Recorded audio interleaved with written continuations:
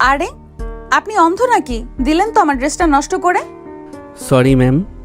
আরে কই পালিয়ে যাচ্ছেন? থামুন বলছি। সরি ম্যাম, আমার হাতে সময় নেই একদম, আমি চললাম। কে শোনে কার কথা? আজকে সৌরভের অফিসের প্রথম দিন। সৌরভ বড়ই অলস ছেলে, কোনো চাকরি বাকরি করতে চায় না। শেষমেশ ওর মা তার ছোটবেলার বান্ধবীর অফিসে তাকে চাকরির ব্যবস্থা করে দেয়। সেখানে ইন্টারভিউ দিতে এসে তো এলাহি কাণ্ড। কিরে, ইন্টারভিউ কেমন দিলি তোর আন্টির অফিসে? এমন ইন্টারভিউ দিয়েছি না মা, কেউ চাকরি দিতে পারবে না, কারণ আমি অ্যালাউই হব না। কিরে, তুই আবারও বাদরামি করেছিস? এই ছেলেকে নিয়ে আমি মহা জ্বালায় আছি। তোর একদিন কি আমার একদিন, খবর আছে তোর দ্বারা। সৌরভ তার মায়ের দৌড়ানি খাওয়ার ভয়ে নিজের রুমে গিয়ে দরজা আটকে ঘুম দেয়। পরের দিন ঘুম ভাঙলে তার মা সকালে তাকে ডাকতে থাকে। সৌরভ, জলদি ঘুম থেকে উঠে পড়, আজ দুপুর পর্যন্ত ঘুমাতে পারবি না। তোর আন্টি কল দিয়েছে, জলদি উঠে আয়, 10টা নাগাদ অফিসে যেতে হবে।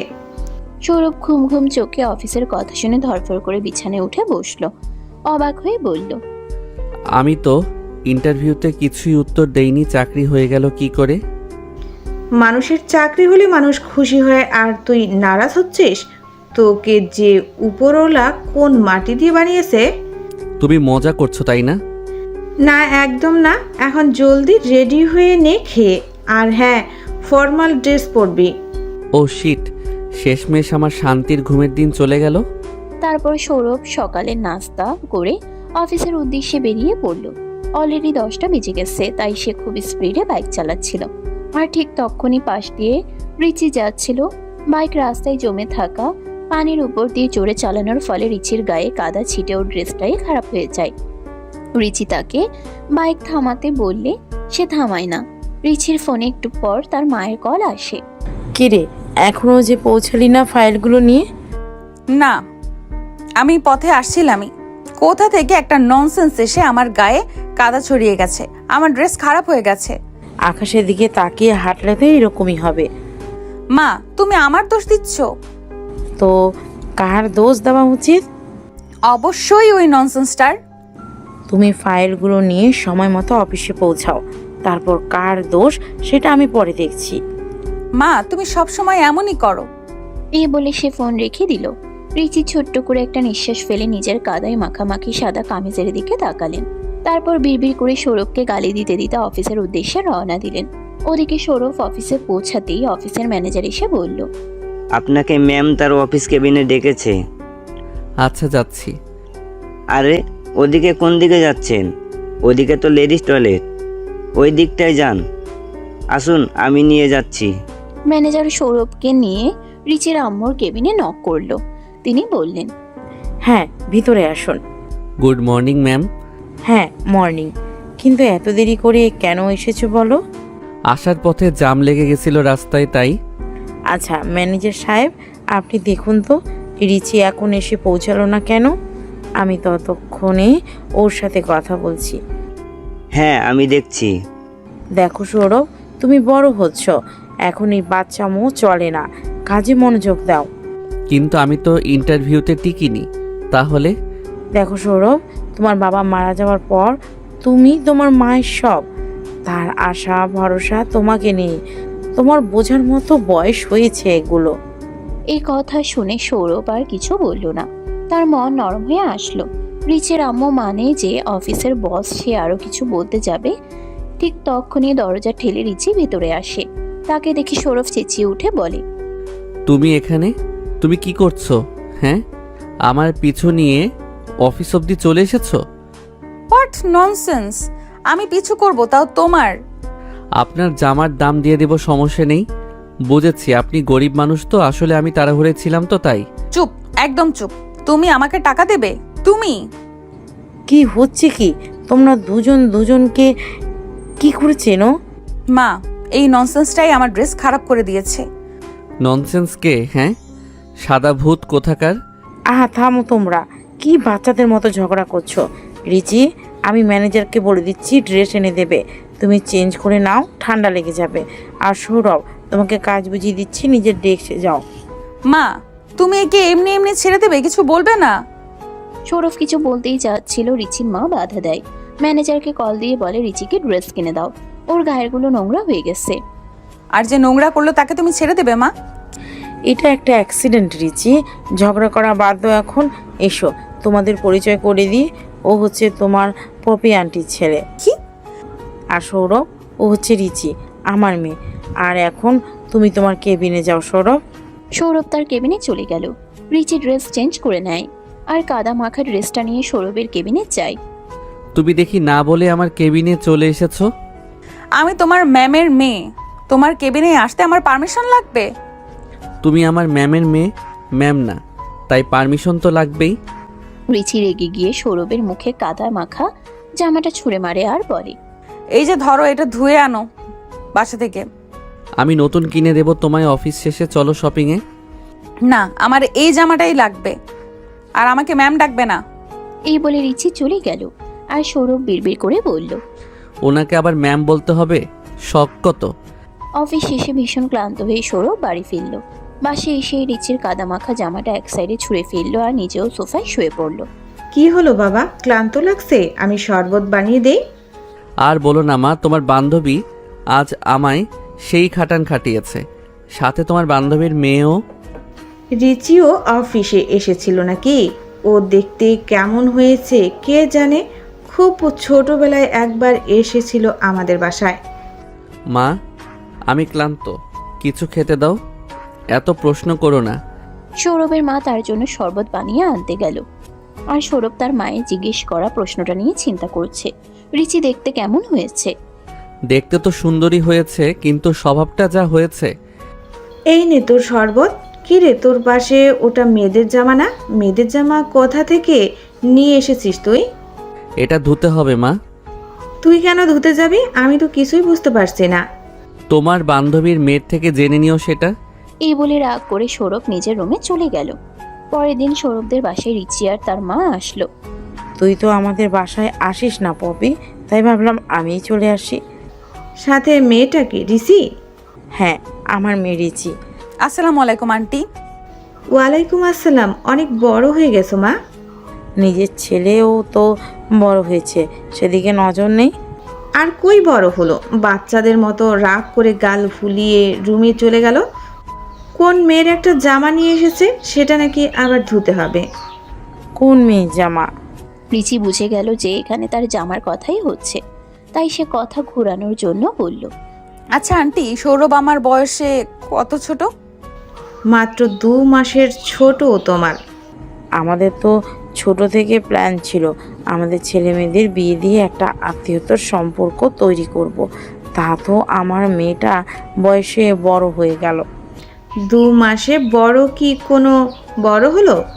আমার কিন্তু এতে কোনো আপত্তি নেই বান্ধবী।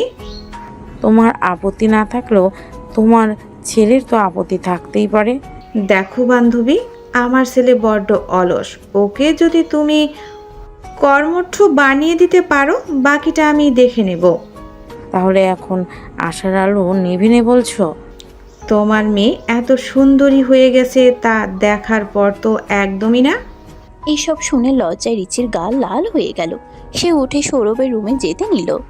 তোমরা কথা বলো, আমি দেখছি সৌরভ কি করছে। হ্যাঁ, গিয়ে দেখ তো মা। রাগ করে সেই যে রুমে গেল, খেতেও এলো না। রিচি সৌরভের রুমে গিয়ে দেখলো রুমে খালি, কেউ নেই। বাথরুম থেকে পানি পড়ার শব্দ আসছে। বাথরুমের দিকে এগিয়ে দেখলো দরজা ফাঁকা। সৌরভ কি করছো? এই যে ম্যাডাম, আপনার জামা ধুচ্ছি। আপনার এতটুকু তর্স হইল না যে জামাটা আমি দিয়ে আসব, নিজেই নিতে চলে এলেন। একটু বসুন, ধুয়ে তো শুকাতে দিতে হবে, নাকি ভিজে জামাই নিয়ে যাবেন? বাহ, বেশ ভালো কাপড় ধরছো তো। এমন ছেলেকে আমার জামাই বানাতে আপত্তি নেই। মানে? নিচে তো আমাদের বিয়ের কথা চলছিল, তাই ভাবলাম ছেলে দেখে আসি, পছন্দ হলে হ্যাঁ বলে দিব।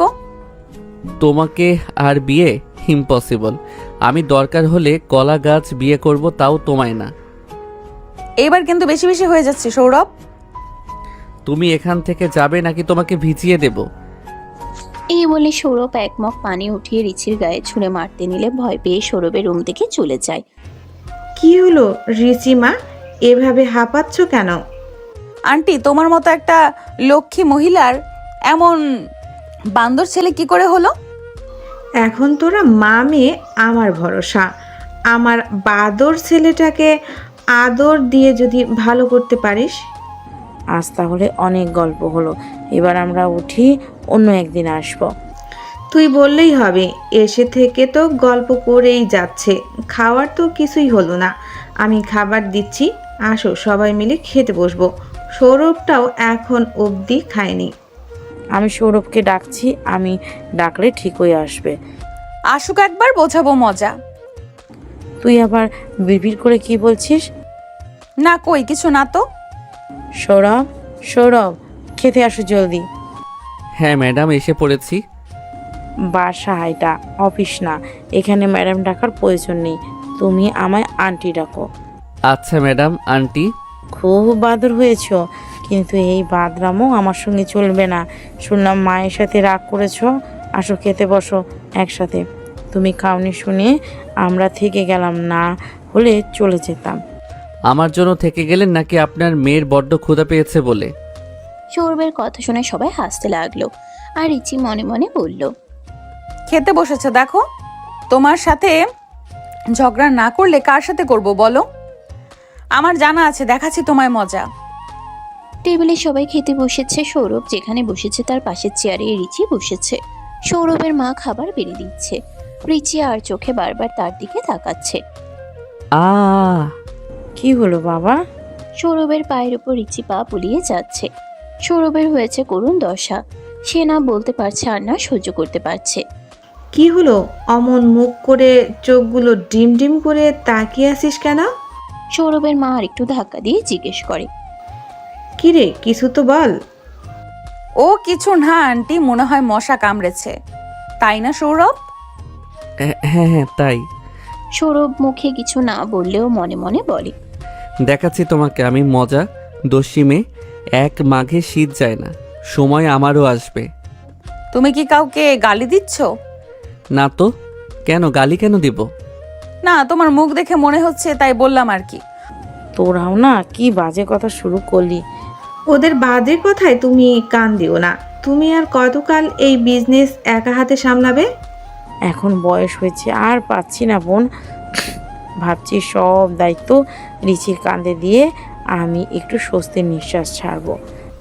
ও কি পারবে সামলাতে? ছেলে মানুষ যে ও। কাঁধে দায়িত্ব এসে পড়লে কেউ আর ছেলে মানুষ থাকে না। আর আমার মেয়ের উপর আমার বিশ্বাস আছে। কথা বলতে বলতে ওদের খাওয়া দাওয়া শেষ হয়ে গেছে। সৌরভ বেসিনে হাত ধুচ্ছিল, পিছন থেকে রিচি এসে বলে, ওভাবে চিৎকার করলে কেন তখন? আমি একটা নিষ্পাপ ছেলে, আমাকে ইফটিজিং করলে আমি কি চুপ করে থাকবো? কি কি বললে? আমি তোমায় ইফটিজিং করছি? আম্মু বলল শোনোনি? খুব শীঘ্রই আমি তোমার বস হতে যাচ্ছি, একদম চাকরি খেয়ে দেব। তাহলে তো বেশ হয়, আমি বাসায় নিশ্চিন্তে ঘুমাতে পারবো। তুমি এক কাজ করো, তুমি কালকেই বরং আমার চাকরিটা খেয়ে দাও।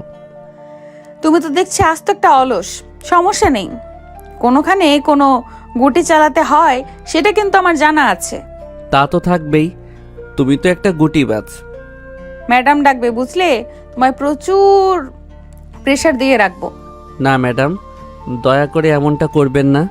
অনেকক্ষণ হয়ে গেছে এখনো ওরা হাত ধুয়ে আসছে না দেখে রিচির মা ওদের ডাকলো। দেখেছেন ভাবি, ওরা দুজন কখন গেল এখনো ফিরলো না। কি করছে দুটোতে কে জানে। ওই তো ওরা এসে গেছে। সৌরভ আর রিচি ফ্রেশ হয়ে রুমে এসে আবারও মায়েদের সাথে ড্রয়িং রুমে বসে। রিচির মা সিরিয়াস হয়ে বলে, কাল থেকে কিন্তু তোকে অফিস সামলাতে হবে। এই গুরুতর দায়িত্ব নিতে পারবি তো?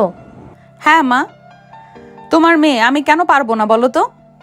হ্যাঁ, তুমি যে যোগ্য মায়ের যোগ্য মেয়ে সেটা তোমাকে প্রমাণ করতে হবে। আর আমার ছেলেটাকেও সামলাতে হবে। আহ মা, আমি কি কচি খোকো নাকি যে আমাকে সামলাতে হবে? তুমি কিন্তু আমার মান সম্মান খেয়ে দিচ্ছ মা। তুই কোনো চিন্তা করিস না পপি, সৌরভ এখন অফিসে যেতে যেতে ঠিক হয়ে যাবে, দেখিস। কথা বলতে বলতে সৌরভের মায়ের চোখটা ভিজে ওঠে। আর তার স্বামী মারা যাওয়ার পর সে অনেক কষ্টে এই সংসারটাকে আগলে রেখেছে। অনেকেই তাকে দ্বিতীয় বিয়ে করার পরামর্শ দিয়েছিল, কিন্তু সে সৌরভকে মানুষ করতেই ব্যস্ত ছিল। সৌরভ ছেলে হলেও মায়ের আঁচলে আঁচলে বড় হয়েছে, তাই বাহিরের জগতের সাথে তার খুব জানাশোনা নেই। আন্টি আজকে তাহলে যাচ্ছি, আরেকদিন আসবো। যাচ্ছি বলতে নেই, আসি বলতে হয়। সন্ধ্যায় রিচি আর তার মা চলে যায়। সৌরভ রুমে ঘুমাতে যাচ্ছিল, তার হয়েছে মহা মুশকিল। এতদিন তো তার জীবনে হেসে খেলে ভালোই যাচ্ছিল, হঠাৎ করে আবার এই চাকরির ঝামেলা, তার উপরে আবার অফিসের ম্যাম হতে যাচ্ছে কিনা ওই রুচি। সৌরভের এখন আর দিন দুনিয়ার কিছুই ভালো লাগছে না। সে ঘরে গিয়ে তার ছোটবেলার বন্ধু রনিকে ফোন দিল। কিরে বেটা, এতদিন পর ফোন দিলি কি মনে করে? তুই এমন করে বলছিস যেন তোরে আমি কোনোদিন ফোনই দেই না। দিসই তোরা, আমাদের তো একদম ফলেই গেছিস। শুনলাম নতুন চাকরি পেয়েছিস। চাকরি পেয়ে কি বন্ধু বান্ধবদের ভুলে গেলে? একদম বাজে কথা বলবি না। চাকরি আমি পাইনি, চাকরি আমাকে জোর করে করানো হচ্ছে। এটাও কোনো কথা বললি মামা? তুইও না পারিস বটে। তা কোথায় চাকরি নিলি? এই তো রিচিস লিমিটেড কোম্পানি। কি বলিস? আমিও তো ওখানে অ্যাপ্লাই করেছি মামা। তোর কি ওখানে কোনো আত্মীয় আছে? তাহলে আমার চাকরিটার ব্যবস্থা করে দে না ভাই। আচ্ছা, আমি পপি আন্টিকে কাল বলে দেখব, তারপর তিনি যা সিদ্ধান্ত নেবেন তোকে আমি জানাবো। তোকে অনেক ধন্যবাদ দোস্ত। আরে আগে দেখি কাজটা হয় কিনা, তারপর ধন্যবাদ দিস। আগেই ধন্যবাদ দিচ্ছিস। শালা তুই আর ভালো হইলি না। এত করে যে শালা ডাকিস, আমার তো বোন নেই, কি লাভ বল শালা ডেকে? সেই লাভ লোকসান পরে হিসাব হবে। তুই কিন্তু আমার ব্যাপারটা দেখিস। এখন আমি একটু ব্যস্ত আছি, পরে তোকে আবার কল করব। ওকে দোস্ত। রনির সাথে কথা বলা শেষ করে সৌরভ ঘুমিয়ে পড়ে। পরের দিন সকাল সকাল সৌরভকে তার মা ঘুম থেকে টেনে তোলে। তাড়াহুড়ো করে সে অফিসে যায়। অফিসে গিয়ে সে রনির চাকরির জন্য ম্যামের সাথে কথা বলতে যায়। সেখানে রিচিও ছিল। ম্যাডাম আসবো? এসে গেছে বাদরটা। কোথাও কোনো সমস্যা হচ্ছে আমাকে জানাও। না মানে আরে এত না মানে এইসব বাদ দিয়ে এখন আসল কথাটা কি সেটা বলে ফেলো। আমার কলেজের এক বন্ধু, ও এই কোম্পানিতে চাকরির জন্য ইন্টারভিউ দিয়েছিল। যদি একটু আচ্ছা বুঝেছি, ছেলেটার নাম কি রনি? হ্যাঁ, আপনি কি করে বুঝতে পারলেন? ছেলেটার যোগ্যতা আছে আমি বুঝেছি, কারণ তুমি তো সবসময় ভালো ছেলেদের সাথেই চলাফেরা করতে। ভালো ছেলেদের সাথে চলে, নিজের তো আর ভালো হতে পারলে না। সৌরভ রিচির কানের কাছে মুখ নিয়ে কিছুটা ঝুঁকে গিয়ে বলে, আমি কিন্তু একটা পোড়া পোড়া গন্ধ পাচ্ছি। আপনি কি পাচ্ছেন? গন্ধটা কোথা থেকে আসছে বলুন তো ম্যাডাম। স্টুপিড। যদিও উপরে উপরে রিচি সৌরভকে মেখিয়ে রাগ দেখায়, কিন্তু মনে মনে সে বলে, এই ব্লু শার্টটাতে ওকে খুব মানিয়েছে। সৌরভ, তুমি তোমার কাজ করো মন দিয়ে। একটু পর সবাইকে সেমিনারে ডাকা হবে, চলে এসো কিন্তু। আজকে আমি কিছু গুরুত্বপূর্ণ ঘোষণা দেব। আচ্ছা ম্যাডাম। সৌরভ কেবিনে বসেছিল। একটু পর সবাইকে সেমিনারে ডাকা হয়। অফিসের সবাই সেমিনারে উপস্থিত হলে পপি তাদের উদ্দেশ্যে বক্তব্য দেওয়া শুরু করে। আজকে আমি আপনাদের সাথে একটা গুরুত্বপূর্ণ কথা আলোচনা করতে চাই। আমি অনেক দিন ধরে এই ব্যবসা সামলে আসছি। আপনারা জানেন আমার স্বামীর ও বিদেশে বিজনেস আছে, কিন্তু আমার ছোট থেকে যে ছিল আমি নিজের পায়ে নিজে দাঁড়াবো। আজ আমার সকল স্বপ্ন আমি পূরণ করতে পেরেছি। এখন শুধু আমি চাই আমার মেয়ে রিচি এই দায়িত্ব নিক। আপনারা কি আমার সিদ্ধান্তের সাথে একমত? কোনো আপত্তি আছে কারো? এই অফিসের প্রায় সবাই রিচিকে চেনে, তাই তারা কেউ পপির এই সিদ্ধান্তে বাধা দেয় না, বরং মেনে নেয়। আমি আরও একটা ঘোষণা দিতে চাচ্ছি, তা হলো আমি সৌরভেরও পদোন্নতি চাচ্ছি। সৌরভ আজ থেকে এই অফিসের সিনিয়র অফিসার। পপি যে এখন ঠিক এই কথা বলবে সেটা কেউই বুঝে উঠতে পারেনি। সৌরভ নিজেও খুব অবাক হয়, এখানে কি হচ্ছে কিছুই সে বুঝে উঠতে পারে না। সৌরভ রিচির পাশেই দাঁড়িয়েছিল। সে কিছুটা ঝুঁকে এসে রিচির কাছে জিজ্ঞেস করে, এখানে কি হচ্ছে? তুমি কি কিছু বুঝতে পারছো? হ্যাঁ, আমি হচ্ছে এই অফিসের বস আর তুমি হচ্ছে আমার পার্সোনাল অ্যাসিস্ট্যান্ট।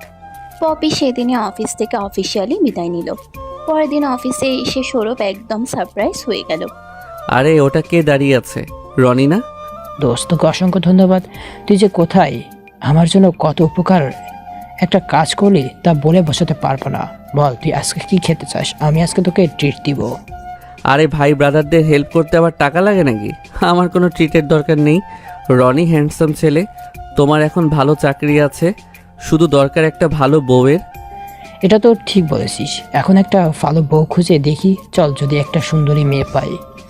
সৌরভের কাছে মিশু নামের একটা মেয়ে এগিয়ে আসলো। মেয়েটা এই অফিসেই কাজ করে অনেক দিন ধরে। সৌরভের সাথে এর আগেও তার দেখা হয়েছে, কিন্তু কখনো কথা হয়নি। সত্যি বলতে মিশুর কাছে সৌরভকে ভালো লাগতে শুরু করেছে। লাগবেই বা না কেন, সৌরভ তো দেখতে বেশ সুন্দর এক ছেলে। যেমনই তার গায়ের রং তেমনই তার fitness. Congratulation Sourav sir. Sir কেন ডাকতেছো? পপি ম্যাম তো আপনাকে ম্যানেজারের উপরে আসনে বসিয়ে গেলেন। দেখো সৌরভ, সুন্দরী মেয়েদের মুখে সার ডাক শুনতে চান না। তুমি বরং ওনাকে ভাইয়া বলে ডাকো। হারামি কোথাকার! এই শোনো, তুমি আমাকে নাম ধরে ডেকো কেমন? মিশু এই কথাটা শুনে কিছুটা লজ্জা পেল, আরো অনেকটা খুশিও হলো। আর এই সব কিছু দেখছিল রিচি। সে ভিতরে ভিতরে রাগে ফুঁসছিল। একটু সামনে এগিয়ে গিয়ে সে সৌরভকে ডাক দেয়। সৌরভ, তোমার সাথে কথা ছিল, এখন আমার কেবিনে ফাইল নিয়ে চলে আসো। আর মিশু, তুমি ওখানে কি করছো? তোমার ফাইলগুলো কি রেডি হয়ে গেছে? মায়ের ছুটি হয়ে গেছে দেখে ভেবো না তোমাদের ছুটি হয়ে গেছে। কাজে মন দাও ঠিক করে। আসসালামু আলাইকুম ম্যাম। তোমাকে তো ঠিক চিনতে পারলাম না, তুমি কে? কালকে তোমার সামনে বসেই তো ওর কথা ম্যাডামের কাছে বলছিলাম। আমাকে তুমি করে কেন ডাকছো? আমাকে ম্যাম বলে ডাকবে। তোমাকে তো আমি আগেও বলেছি, এটা তোমার লাস্ট ওয়ার্নিং। সরি ম্যাম, ওর ভুল হয়ে গেছে, আর হবে না।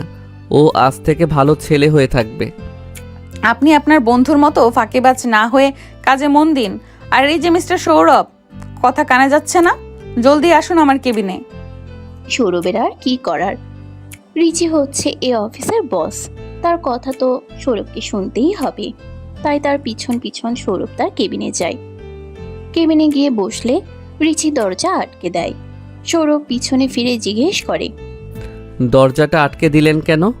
সুন্দরী মেয়েদের মুখে স্যার শুনতে ভালো লাগে না, তাই না? হ্যাঁ, তা তো লাগেই না। আর ভাইয়া শুনতে তো আরও জঘন্য লাগে। তবে আপনি আমাকে ভাইয়া বলে ডাকতে পারেন, তাতে আমি মাইন্ড করব না। তুমি কি বলতে চাচ্ছ আমি সুন্দর না? কোনো সন্দেহ আছে ম্যাডাম? রিচি ভীষণ রেগে যায়। রেগে গিয়ে সে সৌরভকে কলার ধরে তার কাছে টেনে আনে। রিচি এমন কিছু করবে তা সৌরভ ভাবতে পারেনি। তাই হঠাৎ করে সে একটু হকচকিয়ে যায়। এই কি করছো তুমি? হ্যাঁ, তোকে যদি আর দেখেছি কখনো মিশুর আশেপাশে, তাহলে তোর একদিন কি আমার যতদিন লাগে। সৌরভ গাল ফুলিয়ে মেকি ভাব দেখিয়ে বলে, দেখুন ম্যাডাম, আমরা গরিব হতে পারি, তাই হয়তো আমাদের দিয়ে আপনার অফিসে অনেক কাজ করিয়ে নিতে পারেন, কিন্তু পার্সোনাল লাইফে হস্তান্তর করতে পারেন না। পার্সোনাল দেখাচ্ছি আমি তোমাকে পার্সোনাল। সৌরভকে আর কিছু বলতে না দিয়ে রিচি তার ঠোঁটে চুমো খায়। সৌরভ বড় বড় চোখ করে তার দিকে তাকিয়ে থাকে। রিচি সৌরভের ঠোঁট ছেড়ে একটু দূরে গিয়ে দাঁড়ায়। সৌরভ এখনো কথা বলতে পারছে না। সে এখনো মূর্তির মতো চুপচাপ দাঁড়িয়ে আছে। আর যদি কখনো তোকে মিশুর আশেপাশে দেখেছি, তাহলে আজকের মতো তোকে বুঝিয়ে দেব যে তুই আমার পার্সোনাল প্রপার্টি, বুঝলি? রিচি এরপর কেবিন থেকে হন হন করে বেরিয়ে যায়। সে বেরিয়ে যেতেই রনি কেবিনে প্রবেশ করে। কিরে ভাই, তোর তো একদম কপাল খুলে গেছে দেখছি। আমাকে একটু পানি দে, আমার গলাটা শুকিয়ে কাঠ হয়ে গেছে। তোর ঠোঁটে লিপস্টিক লেগে আছে, সেটা আগে ঠিক করে তারপরে আমি তোর পানির ব্যবস্থা করছি। রনি পানি এনে দিলে সৌরভ এক নিঃশ্বাসে সব পানি ঢক ঢক করে খেয়ে ফেলে। একটু স্বাভাবিক হয়ে রনির দিকে তাকায়। সৌরভের এই অসহায় অবস্থা দেখে রনি হেসে ফেলে। এদিকে আমার জান বেরিয়ে যাচ্ছে আর তুই হাসছিস? তুই শালা বন্ধু না শত্রু? ম্যাডামের দিলে তোর জন্য প্রেম কবে থেকে তাই বল? আমি তো আজকে জানলাম, তোকে কি করে বলবো? আমি তো ম্যাডামের কাছে এসেছিলাম ফাইল নিয়ে, তারপর দরজা খুলেই তোর এই করুণ অবস্থা দেখতে পাবো এটা আমি স্বপ্নেও ভাবি নাই। এই বলেই রনি অট্টহাসিতে ফেটে পড়ে। রনি রিচির টেবিলে ফাইল রেখে চলে যায়। সৌরভেরও কাজে আর মন বসছিল না কোনোভাবেই, তাই সেও অফিস থেকে বাড়ি চলে আসে। এসে সে যে রুমে ঢুকেছে, তারপর থেকে আর রুম থেকে বের হয়নি সৌরভ। সন্ধ্যার পর হঠাৎ ফোনের রিংটোনে তার ঘুম ভাঙে। ঘুম ঘুম চোখে ফোন তুলে কানে ধরলে ওপাশ থেকে একটা মেয়েলি কণ্ঠ ভেসে আসে। সৌরভ মুহূর্তেই ধরফর করে উঠে। এই কণ্ঠ তো তার চেনা, এটা তো রিচির কণ্ঠ। চট করেই সৌরভের মাথায় একটা শয়তানি বুদ্ধি আসলো। সে রিচিকে না চেনার ভান করে বলল, মিশু, বেবি তুমি আমাকে এত মিস করছো? আগে বলবে না? আমি এক্ষুনি আসছি তোমার সাথে দেখা করতে। ঘুমের ঘোরে ওই ডাইনির নাম নিচ্ছিস? তোকে তো আমি দেখে নেব। আজকের ডোজ হয়নি তোর, তাই না? ও মা, মিশু তুমি না এটা? বাবারে, এই কণ্ঠ শুনে ভয় পেয়ে গেছি। ও আচ্ছা, আমি স্বপ্ন দেখছিলাম তাহলে। তোকে আমি খুন করব। কি আর করার, অফিসের সিনিয়র আপুর হাতে খুন হতে হবে। তাও ভালো, তার প্রেমে তো আর শহীদ হতে হচ্ছে না। কেন? আমার প্রেমে কেন শহীদ হতে পারছিস না? সরি ম্যাডাম, আমি শুধু সুন্দরীদের প্রেমে শহীদ হই। আমি সুন্দরী নই? ছি ছি, অমন নাক বোচা মেয়ে আমার সুন্দর হয় কি করে? তুই আয় না অফিসে কালকে, আমি মেরে তোর নাক বোচা করে দেব। নিজে খুব সুন্দর, তাই না? অবশ্যই, হ্যাঁ। দেখো না কত হ্যান্ডসাম ড্যাশিং ছেলে আমি। সব মেয়েরাই পাগল আমার জন্য। তো এই খুশিতে কি তুমি খাওয়া দাওয়া বন্ধ করে রাখছো? তুমি কি করে জানলে যে আমি বাসায় এসে খাইনি? আম্মু বলেছে, তাই না? এই মাটাও না ঘরের কথা বাইরের মানুষকে বলে। খুব শীঘ্রই আপনার ঘরের মানুষ হব মিস্টার সৌরভ। এই বলে রিচি ফোন কেটে দিল। তখনই দরজায় কড়া নাড়ল তার মা। ছেলেটা কিছু খেলো না, শরীর খারাপ করলো কিনা আবার সেই চিন্তায় পড়ে গেল পপি বেগম। কিরে বাবা, কি হয়েছে তোর? সেই কখন থেকে দরজা আটকে বসে আছিস? রাতে কি কিছু খাবি না? দাঁড়াও মা, আসছি। সৌরভ গোমরা মুখ করে দরজা খুলল। অফিসে কিছু হয়েছে? রেগে আছিস? না মা, তবে তুমি কেন রিচিকে বলতে গেলে যে আমি এখনো খাইনি? বেশ করেছিস, আমার কথা তো তুই শুনিসই না, তাই রিচিকে বললাম। মায়ের চেয়ে তো আজকাল বউয়ের দাম বেশি। হ্যাঁ ডাকো, আরো ওই ডাইনিটাকে বউ ডাকো। তুমি তো ওকে বউ ডেকে ডেকে লাই পাইয়ে দিয়েছ। এখন ও আমার সাথে বউগিরি দেখিয়ে বেড়ায়। সে তুই যাই বলিস, মেয়েটা কিন্তু মন্দ নয়। তুমি দেখছি মা আমার সর্বনাশ করতে উঠে পড়ে লেগেছ। এখন অফিসের সিনিয়র আপুকে তো দেখছি আমার বউ বানিয়ে তুমি ক্ষান্ত হবে। টুকটাক কথা বলার ফাঁকে ফাঁকে সৌরভকে তার মা পপি খাইয়ে দিলেন। খাওয়া দাওয়া শেষে সৌরভ ঘুমিয়ে পড়ছে। সৌরভ, উঠে পড়। আর কত ঘুমাবি? তোকে রোজ রোজ সকালে আমি ডাকতে পারবো না। তুই বিয়ে করে বউ আন ঘরে, তার হাতে সব দায়িত্ব দিয়ে আমি বাঁচি। অত খুশি হয়ে লাভ নেই, তোমাকে আমি ছুটি দিচ্ছি না। বউ থাকলেও আমি সকালে তোমার ডাকেই ঘুম থেকে উঠব। তাড়াহুড়ো করে সৌরভ অফিসে চলে গেল। অফিসে গিয়েই প্রথমে তার রনির সাথে দেখা হয়। রনি সৌরভকে খুঁটিয়ে খুঁটিয়ে দেখছে। এভাবে দেখার কি আছে? আমাকে কি আর কোনোদিনও দেখিসনি? না, তোকে তো কোনোদিনও এত সকালে ক্লাসে খুঁজে পাওয়া যেত না, অফিসেও দেখতে পাইনি। আজ হঠাৎ এত সকালে চলে এলি? কি ব্যাপার স্যাপার কি ম্যাডামের ভেবে মনে হয় যে হাবুডুবু খাচ্ছিস একদম? এমন কিছুই না, তুই শুধু ভুলভাল বকছিস। মা তাড়াতাড়ি ঘুম থেকে উঠিয়ে দিয়েছে, আমিও তো সময় দেখার প্রয়োজন মনে করিনি, খেয়াল করিনি যে তাড়াতাড়ি পাঠিয়ে দিয়েছে। তখন পিছন থেকে রিচি এসে বলে, ভালো হয়েছে তুমি সকাল সকাল এসেছো। অফিসের কাজ কিছু আগলিয়ে রাখা যাবে। আপনারা তো শুধু গরিবদের দিয়ে কাজ করালেই বাঁচেন, ডাইনি কোথাকার। কিছু বললে তুমি? না ম্যাম, কি যে বলেন আপনি, আমার ঘাড়ে কয়টা মাথা? না ম্যাম, কি যে বলেন আপনি, আমার ঘাড়ে কয়টা মাথা যে আমি আপনাকে কিছু বলতে যাব? ও আপনি কি শুনতে কি শুনে ফেলেছেন? বাদ দিন, আপনি আমাকে হুকুম করুন, আমি আপনার সব কাজ করে দিচ্ছি। হ্যাঁ, জলদি কেবিনে আসো। রিচি থেকে কাজ বুঝে নিচ্ছিল সৌরভ। আর কিছু ফাইল সে বাসা থেকে রেডি করে এনেছে। তাদের গুরুত্বপূর্ণ কথার মাঝখানে ম্যানেজার চলে আসে রিচির জন্য খাবার নিয়ে। মেয়েটা কিছু খায়নি। আমি তো বললাম আমি লাঞ্চের সময় কিছু একটা খেয়ে নেব, তাহলে এখন খাবার পাঠানোর কি দরকার ছিল মায়ের? আপনি যে কালকে রাতেও কিছু খাননি, তাই ম্যাডাম খুব চিন্তিত। আচ্ছা, আমার হাত আটকা, তুমি এটা এখানে রেখে চলে যাও। ম্যানেজার চলে গেল। সৌরভ একটু মনোযোগ দিয়ে রিচির দিকে তাকায়। রিচিকে আজ বেশ সুন্দর লাগছে। ঘুম থেকে উঠেই বোধহয় মেয়েটা চলে এসেছে, কোনো শ্বাস নেই, মুখটাও বেশি ফোলা ফোলা। গালগুলোকে একটু ধরতে ইচ্ছে করলো সৌরভের, কিন্তু বসের গায়ে তো আর হাত দেওয়া যায় না, তার উপর যে দোষী মেয়ে। কোথায় খেয়াল হারালে? আমি এখানে তোমাকে কাজ বোঝাচ্ছি আর তুমি তো অন্য কোথাও মন নিয়ে পড়ে আছো। সৌরভ একটা ফাঁকা ঢোক গিলে বলল, না মানে আজকে মিশুকে দেখলাম, ওকে অনেক সুন্দর লাগছিল। মেয়েটা যে কেন এত সুন্দর সেটাই ভেবে পাই না। একদিন ওকে জিজ্ঞেস করব ভাবছি যে ওর রূপের রহস্য আসলে কি। সৌরভ ভেবেছিল বরাবরের মতো রিচি রেগে যাবে, কিন্তু তেমনটা হলো না। উল্টো রিচি হেসেই চলেছে। সৌরভ এবার বিরক্ত হয়ে জিজ্ঞেস করলো, হাসছো কেন? এখানে হাসার কি হলো? রিচি এবার হাসি থামিয়ে বলল, তা তুমি আজকে মিশুকে কোথায় দেখলে? সে তো এখন অফিসেই আসেনি, ছুটিতে আছে। ওদিকে তুমি দেখি তার রূপের রহস্যে হাবু ডুবু খাচ্ছ। আমার তো ঘটনা অন্য কিছু মনে হচ্ছে। তোমার আবার এখানে মনে হওয়ার কি আছে? তোমাকে বোধহয় কোনো ডাইনি ভর করেছে। হয়তো কালকে রাতে যে ডাইনি তোমাকে কল দিয়েছিল সেই ডাইনিও হতে পারে। রিচি সবটা বুঝে গেছে দেখে সৌরভ ভীষণ লজ্জা পেল, কিন্তু সে তো এইভাবে কথায় হেরে পারে না, তাই সে একটা উল্টো ফোন দিয়ে আটলো। একটু ভাব নিয়ে রিচিকে বলল, আসলে আমি ইডাঙ্কিল মিশুকে নিয়ে স্বপ্ন দেখতে শুরু করেছি। এই দেখো দিনে দুপুরে আমি মিশুকে দেখতে পাচ্ছি। হয়েছে, আর নাটক করতে হবে না, এখানে বসো। সৌরভ বেশ অবাক হয়ে গেল, কারণ রিচি তার চেয়ার থেকে উঠে সেখানে সৌরভকে বসতে বলল আর নিজে বসলো ডেস্কের উপর। সৌরভ কিছু না বুঝে উঠতে পারলেও সে চেয়ারে গিয়ে বসলো। সৌরভের সামনে রিচি ম্যানেজারে রেখে যাওয়া খাবারের বাটিটা এগিয়ে দিল। নাও, এবার বক্সটা খুলে খাইয়ে দাও। এটা কিন্তু অন্যায়। আমার ওভাবে মনোযোগ দিয়ে দেখাটা তোমার খুব অন্যায় হয়েছে, আর অন্যায়ের শাস্তি তো তোমাকে পেতেই হবে। শাস্তি স্বরূপ এখন আমাকে খাইয়ে দাও, আর কোনো কথা আমি শুনতে চাই না। কি আর করার, গরিবকে খাটিয়ে মারছে বড়লোকের মেয়ে, আমারও হয়েছে জ্বালা। সব জায়গায় গরিবেরা এভাবেই নির্যাতিত হয়। রিচি আর কোনো কথা বলে না, শুধু মিটিমিটি হাসতে থাকে। সৌরভ যে তাকে ভালোবেসে ফেলেছে সেটা সে ভালো করেই বুঝতে পেরেছে। সৌরভও খাবারের লোকমা তুলে দিতে থাকে রিচির মুখে।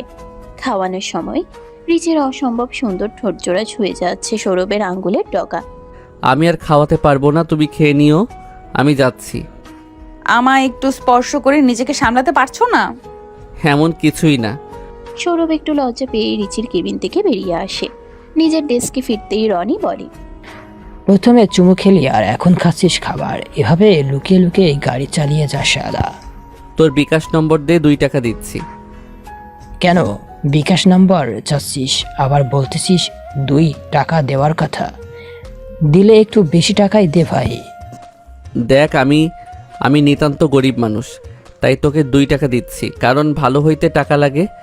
তুইও না কি যে সব লজিক দিস, ছোট বাচ্চাও এমন কথা বলে না। ছোট বাচ্চার কথা থেকে মনে পড়লো, ছোটবেলার কথা। অনেক দিন হয়ে গেছে কোনো ট্যুর দেই না। কি করে দিব? এখন কি আর সে আগের দিন আছে? এখন আমরা বড় হয়ে গেছি, আমাদের উপর অনেক দায়িত্ব এসে গেছে। কাজের প্রেশারে তো নিঃশ্বাসই নেওয়া যায় না। রিচি সেমিনারের দিকে যাওয়ার সময় রনি আর সৌরভের কথোপকথন শোনে। তারপর হঠাৎ অ্যানাউন্স দেয় সবাইকে সেমিনারে আসার জন্য। অফিসের সবাই সেমিনারে উপস্থিত হলে রিচি তাদেরকে জানায়, সামনের সপ্তাহে আমাদের অফিস থেকে সবাইকে ট্যুরে নিয়ে যাওয়া হবে কক্সবাজার। সো সবাই রেডি থাকেন। রিচির অ্যানাউন্সমেন্ট শুনে তো অফিসের সবাই অনেক খুশি হয়ে যায়, বিশেষ করে সৌরভ অনেক খুশি হয়ে যায়। এবার রনি সৌরভকে টিস্কুরি মেরে বলে, কিরে সৌরভ, তুই দেখছি মনের কথা আগেই ম্যাডামকে বলে রেখেছিস। বিশ্বাস কর আমি এই ব্যাপারে কোনো কথাই বলিনি ওর সাথে। ও কী করে বললো, আমি তো নিজেই সারপ্রাইজ হয়ে গেছি। থাক মামা, আর ডুবে ডুবে জল খেতে হবে না। আমরা তো তোর বন্ধু মানুষ, বল আমাদের কাছে তোর প্রেম নীলা বললে কি আমরা আর তাতে বাধা দিব? শালা তুই আমাকে বিশ্বাসই করিস না। সৌরভ বাড়িতে ফিরে ক্লান্ত শরীর নিয়ে সোফায় শুয়ে পড়ে। আশেপাশে তার মাকে দেখতে না পেয়ে ডাকাডাকি শুরু করে। মা, ও মা, কোথায় গেলে? চিৎকার করে তো বাড়ি একদম মাথায় তুলে ফেলেছিস। কি হয়েছে? আসছি আমি। কালকে আমাদের অফিস থেকে ট্যুরের ব্যবস্থা হয়েছে, তুমি কি যাবে নাকি আমার সাথে? তোদের অফিসের ট্যুরে আমি কি করব? তোমাকে ছাড়া তো আমার দিন ভালো যায় না মা। হয়েছে, আর আদিক্ষেতা দেখাতে হবে না, তুই খেতে বস। সৌরভ খেতে বসেছে এমন সময় দরজায় কলিং বেল বেজে ওঠে। সৌরভের মা দরজা খুললে দেখতে পায় রিচি দাঁড়িয়ে আছে। আরে মা, তুমি এই অসময়ে কিছু হয়েছে কি? খাবার সময় ডাইনি এসে গেছে, হয়েছে আমার আর খাওয়া। ডাইনি আবার খাবার নিয়ে এসেছে? শুধু মায়ের রান্না খেলেই হবে নাকি? একটু ডাইনির রান্নাও খাও। তুমিও বসে পড়ো খেতে। না আন্টি, আমার অনেক কাজ আছে। অফিস থেকে ট্যুরের ব্যবস্থা করেছি, তো সব কিছু অ্যারেঞ্জ করতে হবে। অফিস থেকে ট্যুরে যাবে? কই, সৌরভ তো আমাকে কিছুই জানালো না। আরে মাত্র তো খেতে বসলাম। এখন খেতে বসে তো জানাতাম মা। তার আগেই তো ম্যাডাম এসে পড়েছে।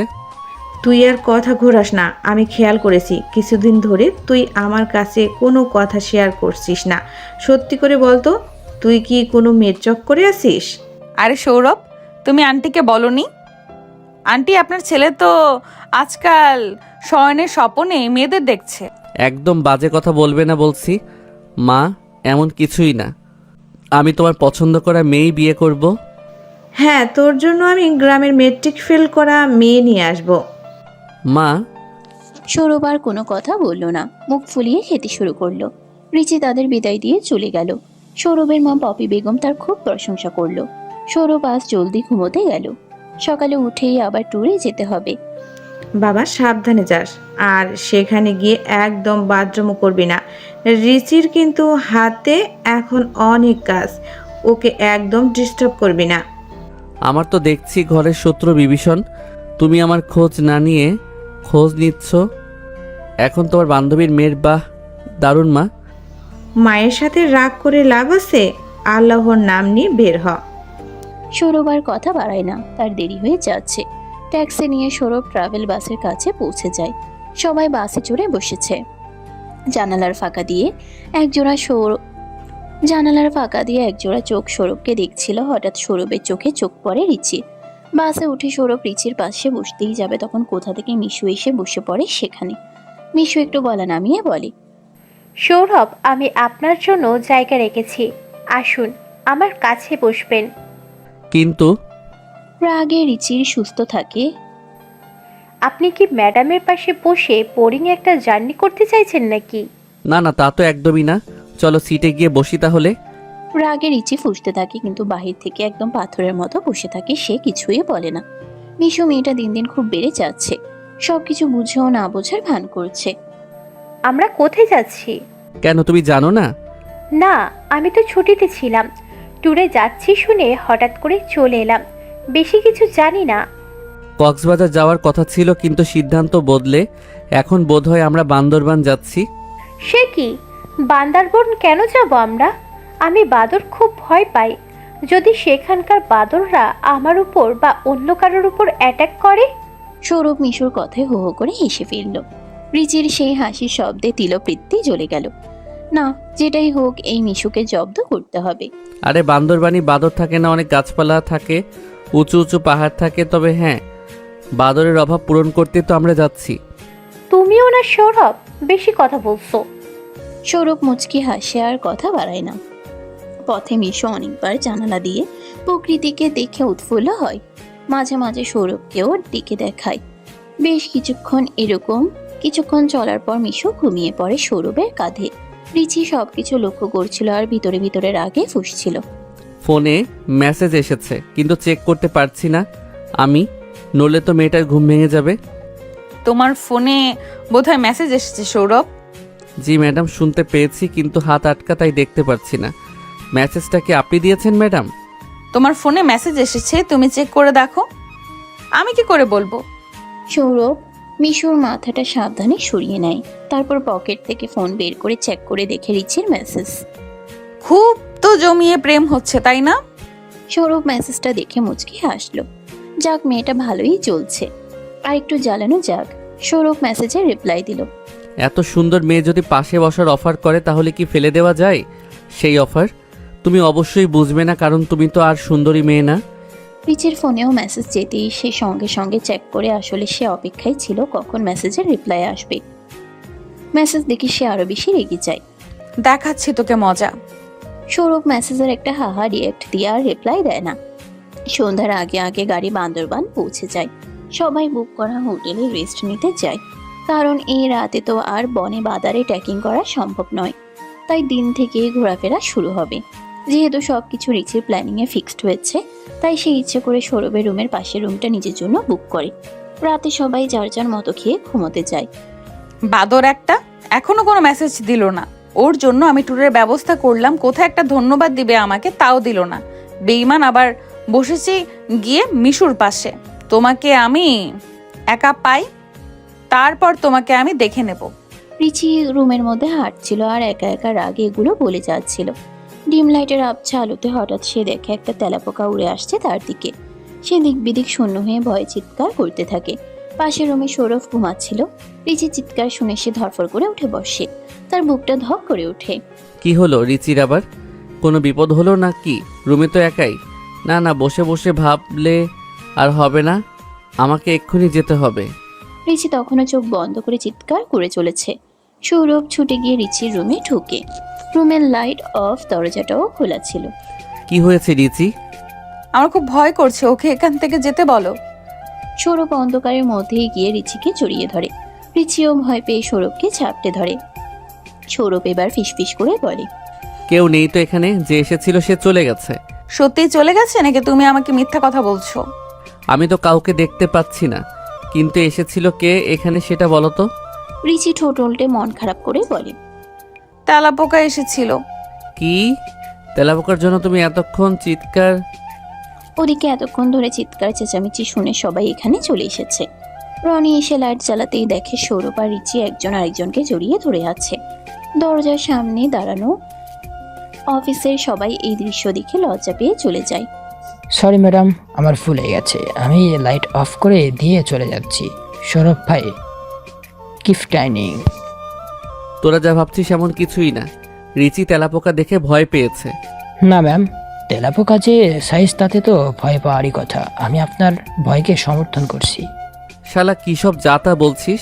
রনি আর কথা না বাড়িয়ে সেখান থেকে চলে আসে। রিচি ঘটনা কি ঘটেছে বুঝে উঠতে পারে না। আর সৌরভের তো লজ্জায় মাথা কাটা যাচ্ছে। তোমার জন্য তো আজকে আমার মান সম্মানই শেষ হয়ে গেল। এখানে মান সম্মান নষ্ট হওয়ার কি আছে? যেভাবে তুমি চিৎকার করেছো তাতে লোকে ভেবেছে আমি তোমার সাথে কিছু উল্টাপাল্টা করেছি। ছি ছি ছি, কি বলছো এইসব?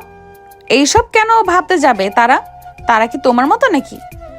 না, আমার মতো তো না, আমার চেয়েও খারাপ হয়েছে এবার তোমার। আর কথা বাড়িও না, ঘুমিয়ে পড়ো। আমি ঘুমিয়ে পড়বো তার আগে তুমি একটু চেক করে দেখে নাও তেলাপোকাটা কোথাও আছে কিনা। সৌরভ রিচির কথা মতো পুরো ঘর তন্ন তন্ন করে দেখে। কোথাও কোনো তেলাপোকার খোঁজ পায় না। না ম্যাডাম, তেলাপোকা আপনার চিৎকার শুনে আত্মহত্যা করেছে, তাই সে ভুলেও আর এই মুখ হবে না। এখন আপনি নিশ্চিন্তে ঘুমিয়ে পড়তে পারেন। সৌরভ রুম থেকে বেরিয়ে যাওয়ার সময় দেখে রিচির রুমের বাইরে মিশু দাঁড়িয়ে আছে। মিশুর হাতে একটা কাঁচের গ্লাস। তুমি এখানে দাঁড়িয়ে কি করছো? না মানে আসলে আমার ম্যাডামের সাথে একটু কথা ছিল। আচ্ছা তাহলে কথা সারো, আমি গেলাম, কেমন? সৌরভ আর এই ব্যাপারে মাথা ঘামালো না। সৌরভ চলে যেতেই মিশু রিচির কাছে রুমে ঢোকার অনুমতি চাইল। ম্যাডাম, আসবো ভিতরে? হ্যাঁ এসো, কি বলবে বলো। আসলে আপনি কথাটা কিভাবে নেবেন জানি না, কিন্তু আমার জানানোর প্রয়োজন, তাই বললাম। নিঃসংকোচে বলো তুমি, আমি রেগে যাব না। আমি আমার অনুভূতি নিয়ন্ত্রণ করতে জানি। সৌরভ আর আমার বিয়ে ঠিক হয়েছে, কিন্তু ও বারবার আপনার কাছাকাছি আসছে। ব্যাপারটা আমার কাছে ভালো লাগছে না। এতে করে আমাদের সম্পর্ক খারাপ হতে পারে। তুমি বোধহয় ভুলে গেছো সৌরভ, আমাদের আত্মীয় তোদের ঘরে কিছু আলোচনা হবে, আর আমি জানবো না এমনটা হতে পারে না।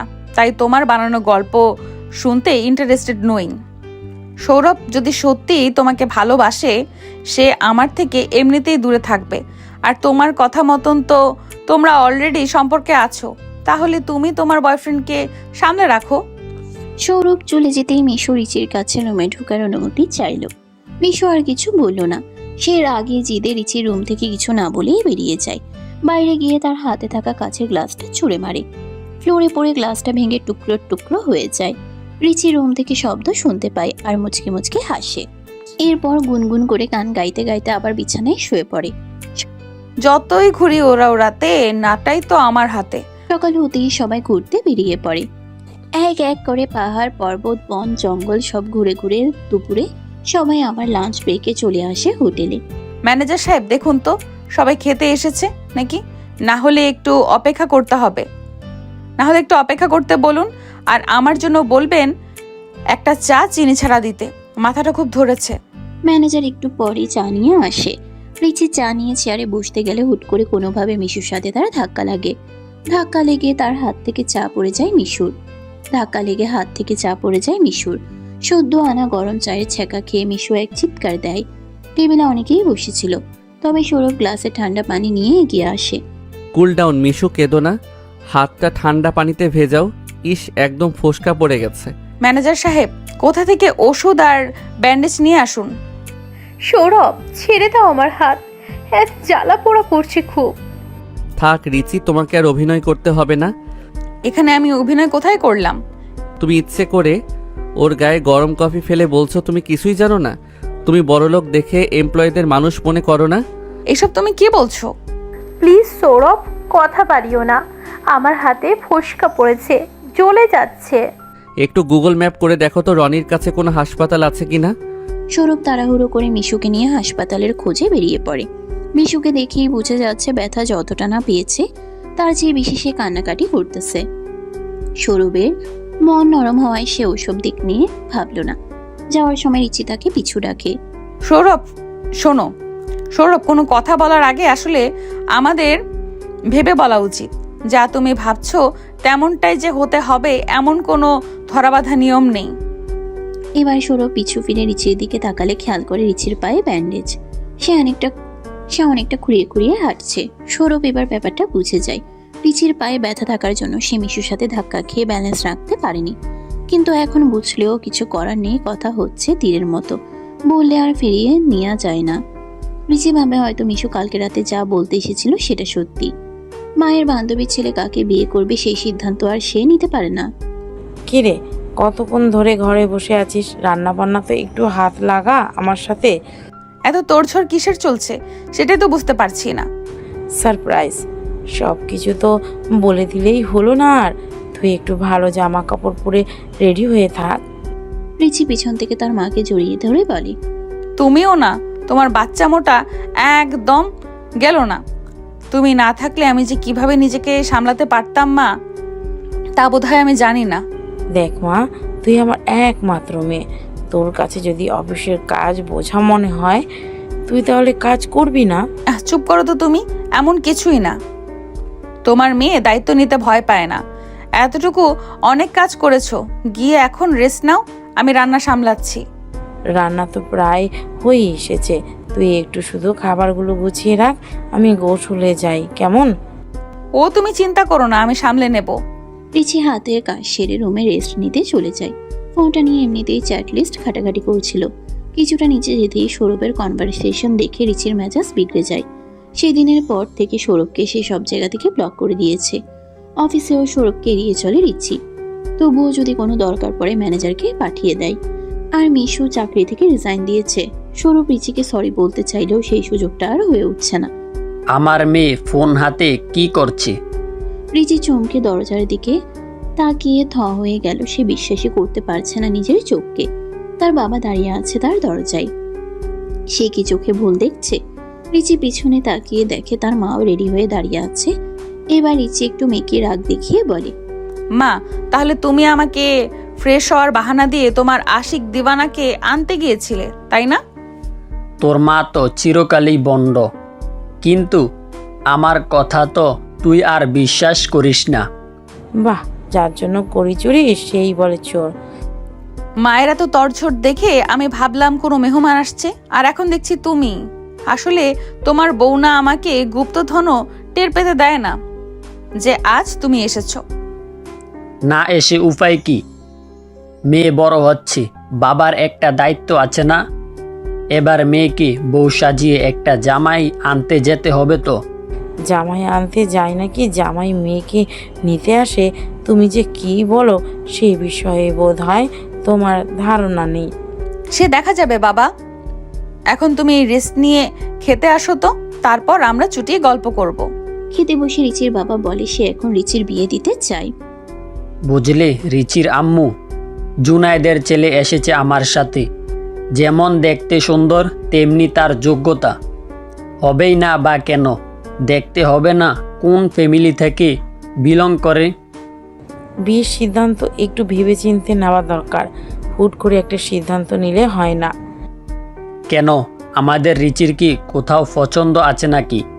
থাকলে সমস্যা নেই তো, আমার সাথে পরিচয় করিয়ে দেবে। মেয়ের উপর আমার বিশ্বাস আছে, তার পছন্দ খারাপ হতে পারে না। হঠাৎ করে ইচির মায়ের ফোন বেজে উঠে স্ক্রিনের দিকে তাকিয়ে দেখতে পায় সৌরভের মা ফোন করেছে। রিচির মা জিজ্ঞাসু দৃষ্টিতে একবার রিচির দিকে তাকায়। রিচি খাবার ছেড়ে উঠে চলে যায়। রিচির বাবা মেয়ের এই কাণ্ডে একটু অবাক হয়। আর খাবার রেখে উঠে যাচ্ছিস কেন? শরীর খারাপ করছে নাকি? হ্যাঁ, হঠাৎ করে মাথাটা একটু চক্কর দিয়ে উঠলো। আমি রুমে যাচ্ছি মা। রিচির মা সৌরভের মায়ের ফোন রিসিভ করে সে বলে, অনেক দিন হয়ে গেছে রিসি আমাদের বাড়ি আসছে না। ওর কি কিছু হয়েছে? না, আসলে অফিসে কাজের এত প্রেশার, তার উপর এখন ওর বাবা এসেছে বাসায়, ওর বিয়ের কথাবার্তা চলছে, তাই মেয়েটা একটু ব্যস্ত আছে। বাসায় সৌরভের মায়ের পাশে সৌরভও বসেছিল, কারণ সে কিছুতেই রিচির সাথে যোগাযোগ করতে পারছিল না। ভেবেছিল হয়তো তার মায়ের কাছ থেকে কিছু একটা খবর পাবে, তাই বলে যে একদম রিচির বিয়ের খবর পাবে এটা সৌরভ বুঝতে পারেনি। রিচির তার উপরে এতই অভিমান জমেছে যে সে অন্য জায়গায় বিয়ে করে ফেলছে। সৌরভের মা ভদ্রতার খাতিরে আর বেশি কথা বাড়ায় না। বেশ, তো মেয়ে আমাদের বড় হয়েছে। আচ্ছা, তাহলে সবার শরীর স্বাস্থ্যের দিকে খেয়াল রেখো। রাখছি কেমন? বিয়ের বিষয়ে কথা পাকা হয়নি, যখন সব কিছু চূড়ান্ত হবে আমি তোমাকে অবশ্যই জানাবো। আর শোন, তোর ভাইয়া এসেছে, বেড়াতে আসিস।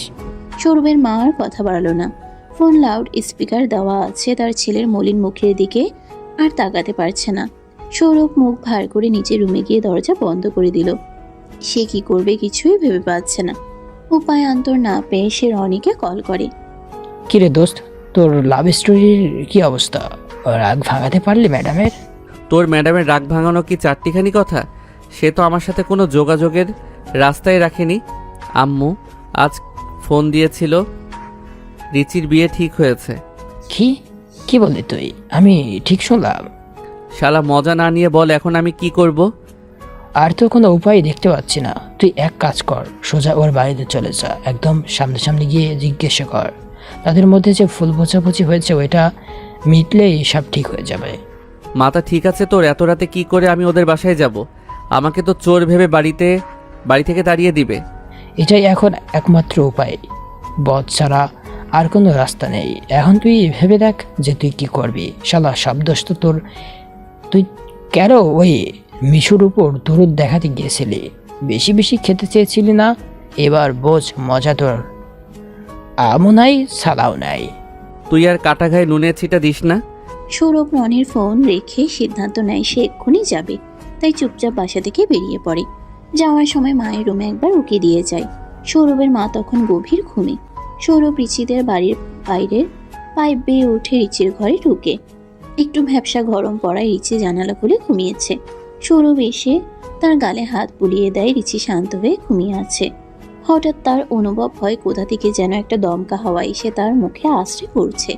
রিচি চোখ খুলেই একটা ছায়া দেখে চিৎকার করতে যাবে, সৌরভ তার মুখ চেপে ধরে। চিৎকার করো না, আমি তোমার সাথে কয়েকটা কথা বলে এখান থেকে চলে যাব। আচ্ছা ঠিক আছে, আমি তোমার মুখ ছেড়ে দিচ্ছি, কিন্তু তুমি চিৎকার করো না প্লিজ। তুমি এখানে কি করছো? দেখো, আমি তোমাকে সত্যিটা বলতে এসেছি। তুমি যে ওই দিন পায়ে ব্যথা পেয়েছিলে তা আমি জানতাম না, তাই আমার একটু ভুল হয়ে গেছে। সেই ভুলের এত বড় শাস্তি তুমি আমায় দিতে পারো না? তুমি আরো অনেক কিছুই জানো না। যেমন ওই দিন মিশু আমার রুমে এসে বলে গিয়েছে সে তোমাকে বিয়ে করতে যাচ্ছে। একদম মিথ্যে কথা। আমি তোমাকে ভালোবাসি। আমি কেন ওকে বিয়ে করতে যাব? আর তুমিও আমাকে ভালোবাসো তা আমি জানি। অন্য কারো কথায় কষ্ট পেয়ে তুমি অন্য কাউকে বিয়ে করে নিবে? আমার কথা এখনো শেষ হয়নি। ওই দিন মিশুই আমার রুমের বাহিরে গ্লাস ভেঙে রেখেছিল। আমার পায়ে সেই কাজ ঢুকেই ইনজুর হয়েছিল। বিশ্বাস করো, আমি এগুলো কিছুই জানতাম না। আমি তো বিশ্বাসই করতে পারছি না যে মিশু এমনটা করতে পারে। তবে অনায়াসে আমাকে তো বিশ্বাস করতে পারো। আমি আবার চোখের জলে ভাসতে পারি না যে, তাই। এখন চুপচাপ বাড়ি চলে যাও সৌরভ। হ্যাঁ যাব, যদি তুমি কথা দাও যে তুমি এই বিয়েতে রাজি নও সেটা বাসায় জানিয়ে দেবে। সেটা আমার পারিবারিক ব্যাপার। তুমি ভালোই ভালো এখান থেকে চলে যাবে কিনা তাই বলো। সৌরভ নিঃসংকোচে বলে সে যাবে না। এবার রিচি খুব রেগে যায়। সে সৌরভের হাত ধরে টানতে টানতে নিয়ে যায় সদর দরজার কাছে। তারপর ধাক্কা দিয়ে তাকে বের করে দিয়ে মুখের উপর দরজা আটকে দেয়। পিছনে ঘুরে রুমে যাওয়ার সময় রিচি দেখে তার বাবা গম্ভীর মুখে তাকিয়ে আছে। সে রিচিকে জিজ্ঞেস করে। ছেলেটা কে? রিচি কোনো উত্তর দেয় না, সোজা তার রুমে চলে যায়। পিছন থেকে রিচির মা এসে বলে, আমার বান্ধবী পপির ছেলে। তুমি তোমার বান্ধবী উপকারের প্রতিদান হিসেবে তার ছেলেকে চাকরি দিয়েছ, বেশ, কিন্তু কিছু টাকা হাতে পেয়ে ওই বিক্রিগুলো আমার মেয়েকে বউ বানানোর স্বপ্ন দেখতে পারে না। তুমি একটু না জেনেই বেশি বেশি বলে ফেলছো। ভুলে যেও না ওরা মানুষ হিসেবে কতটা উদার। তাই বলে তুমি নিজের মেয়ের বলি দেবে? আমি তা হতে দেব না। আমি কালকে রিচির বিয়ের ব্যবস্থা করব। রিচির বাবা এরপর আর কোনো কথা না বলে ঘুমিয়ে পড়ে। রিচির মাও একটা দীর্ঘ নিঃশ্বাস ছেড়ে ঘুমিয়ে পড়ে। পরের দিন রিচির বাবা সকাল সকাল রিচির রুমে যায়। রিচি বারান্দায় বসে বই পড়ছিল। রিচির বাবা তার মাথায় হাত রেখে বলে, মা যা, একটু তৈরি হয়নি, আজকে তোকে আমার বন্ধু দেখতে আসবে। রিচি বুঝে যায় যে তার বাবা কিসের কথা বলছে। তাকে ছেলেপক্ষ আজ দেখতে আসবে। রিচির বাবা আবারও রিচির মাথায় হাত বুলিয়ে বলে, আমি কখনো তোর খারাপ চাই না, তুই আমার উপরে শুধু একটু ভরসা রাখ। রিচির বুক ফেটে যাচ্ছে, কিন্তু সে কোনো রিয়াকশন দিচ্ছে না। রিচি বরাবরই খুবই স্ট্রং একটা মেয়ে। সে বাবার কথা মতো শাড়ি পরে সেজেগুজে বসে অপেক্ষা করতে থাকে। রিচির মা তাকে ডাকতে আসলে সে রিচিকে বলে, তুই কিন্তু এখন আর ছোট শিশু নেই, তাই তো সিদ্ধান্ত তোকেই নিতে হবে। যা মনে চাচ্ছে না তা নিজের উপর চাপিয়ে দিস না। তুমি চিন্তা করো না মা, আমি সামলে নেব নিজেকে। রিচির মলিন হাসিটা তার মায়ের বুকে গিয়ে কাটার মতো বিঁধল। কিন্তু তারও যে কিছু করার নেই। যেখানে তার মেয়ে সৌরভকে সাজছে না, সেখানে সে কি আর করতে পারে। সোফা রুমে সব মেহমানরা এসে বসে আছে। রিচি এসে তাদের সামনে সোফায় বসে। রিচির বাবা মেয়ের নানা প্রশংসা করা শুরু করে। এর মধ্যে হঠাৎ রিচির ফোন বেজে ওঠে। প্রথমে সে ফোন সাইলেন্ট করে রাখলেও পরে লাগাতার এতগুলো কল আসে তার মনে হয় ফোনটা। রিচি রনির ফোন রিসিভ করতেই রনি ব্যস্ত গলায় বলে, ম্যাডাম, সৌরভ কাল রাতে ট্রাকের সাথে ধাক্কা খেয়ে অ্যাক্সিডেন্ট করেছে। ওর অবস্থা খুবই খারাপ, আন্টিও অসুস্থ হয়ে যাচ্ছে। আপনি যদি এই সময় একটু ওদের পাশে থাকতেন। কি বলছো এসব? আমি এক্ষুনি আসছি। কিন্তু এখনো তো তুমি ব্যস্ত, অন্য কাউকে কাজটা সামলাতে বলো মা। সরি বাবা, সরি আঙ্কেল, আমাকে যেতেই হবে এখান থেকে। এখানে একজনের জীবনের ব্যাপার, এতটা নিষ্ঠুর আমি হতে পারি না বাবা। রিচি আর কোনো কথা না বলে দৌড়ে চলে যায় হাসপাতালে। সৌরভের মা বেঞ্চিতেই বসেছিল। সে রিচিকে দেখে কান্নায় ভেঙে পড়ে। রিচি জিজ্ঞেস করে, আন্টি এসব কি করে হলো? রাতে না বলে বেরিয়েছিল। আমাকে আমি কি করে বোঝাবো মনকে বলো? ছেলেটা আমার বড্ড ভালোবাসে তোমাকে। আমি পারলাম না, তোমার বাসায় জানাতে পারলাম না। সামনে দিয়ে ডাক্তার যাচ্ছিল। রিচি তাকে জিজ্ঞেস করে সৌরভের কি অবস্থা। ডাক্তার বলে, আপনি যেতে পারেন, কিন্তু কোনো গোলমাল করবেন না। শিওর কোন কেবিনে? ডাক্তার তাকে সৌরভের কেবিনে নিয়ে যায়। সৌরভের মুখে মাস্ক, চোখ খুলছে না সে। রিচি তার পাশে বসে আসতেই সৌরভের নাম ধরে ডাকতে থাকে। সৌরভ চোখ খুলে তাকায়। তোমায় একদম বউ বউ লাগছে রিচি। ও সরি ম্যাডাম, সিনিয়র ম্যাডাম। হ্যাঁ, 2 মাসের সিনিয়র। বিয়েটা কখন হচ্ছে তাহলে? চোখ খুলেই বাথরুমও শুরু হয়ে গেছে তোমার? জি ম্যাডাম, টাইগার জিন্দা হ্যাঁ और চাকাচাক ভি। রিচি বাসায় ফিরে গেলে দেখে ড্রয়িং রুমে তার বাবা চিন্তিত মুখ করে বসে আছে। রিচি তার ঘরে ঢুকতেই তার মা তার কাছে দৌড়ে আসে আর বলে, সৌরভের এখন কি অবস্থা? কিছুদিন থাকতে হবে হসপিটালে, তারপর রিলিজ দিয়ে দেবে। রিচি তার বাবার পায়ে হাত দিয়ে ক্ষমা চাইতে গেলে সে রিচিকে টেনে তুলে বুকে জড়িয়ে নেয়। তুই আমার একটা মাত্র সন্তান, তোর যাতে খুশি আমি তাই করব। তোর কোনো চিন্তা নেই, বাবা তো তোর সবচেয়ে ভালো বন্ধু। বাবা আমি সরি। It's okay. ছেলেটা তো দেখতে হ্যান্ডসাম, যদিও রাতে দেখেছি। সাহসও আছে। হাসপাতাল থেকে আসলেই বিয়ের সানাই বাজবে আমার মেয়ের। হে হে হে। বাবা তুমিও না। তাহলে কি কাজে নিয়ে একেবারে হাসপাতালে যাব? এই কিছুদিন পর সৌরভ সুস্থ হয়ে বাড়ি ফেরে। তারপর দুই পরিবারের সম্মতিতে ধুমধাম করে ওদের বিয়ে হয়ে যায়। এভাবেই ওরা দুজন অনেক বাধা বিপত্তির পর এক হতে পেরেছে। সমাপ্ত।